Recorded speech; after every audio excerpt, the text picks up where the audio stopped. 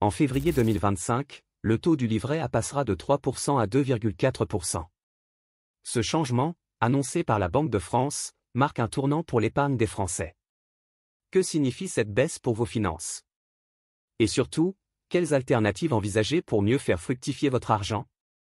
Le livret A est sans doute l'un des placements les plus populaires en France, avec un encours total de 427 milliards d'euros en novembre 2024. Pourquoi ce succès?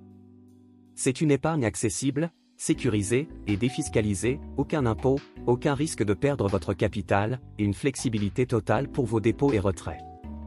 Cependant, son rendement dépend directement du taux fixé par l'État. En 2023, il atteignait 3%, un record en plus de 10 ans. Mais en 2025, ce taux baissera à 2,4%, principalement à cause de la chute de l'inflation et des décisions de la Banque de France.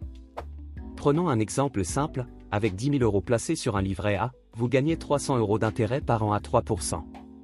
Désormais, ce seront 240 euros, soit une perte de 60 euros. Cette baisse peut sembler minime, mais elle impacte davantage les épargnants avec des montants élevés. Faut-il pourtant chercher une alternative? Cela dépend de vos objectifs. Prenons d'abord le livret de développement durable, ou LDD. Ce livret fonctionne exactement comme le livret A, sécurisé, défiscalisé, et plafonné à 12 000 euros. Il peut être une option simple pour diversifier légèrement votre épargne. Si vous pensez à des projets à plus long terme, le plan épargne logement, PEL, peut être une solution. Actuellement, son taux brut est de 2%, ce qui est légèrement inférieur au livret A, mais il devient intéressant après plusieurs années grâce à ses avantages fiscaux. Attention toutefois, les fonds sont bloqués et des cotisations sociales s'appliquent. Pour des rendements potentiellement supérieurs, les fonds euros proposés dans les contrats d'assurance vie peuvent rapporter entre 2,5% et 3,5%.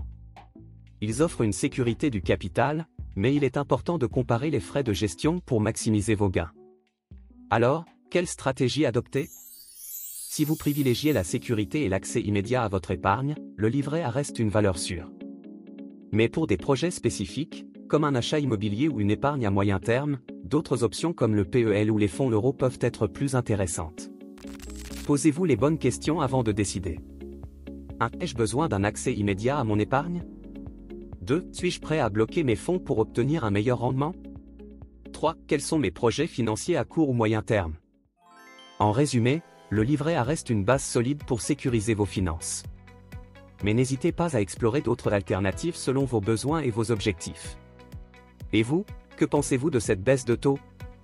Allez-vous conserver votre livret A ou diversifier votre épargne? Partagez vos idées en commentaire.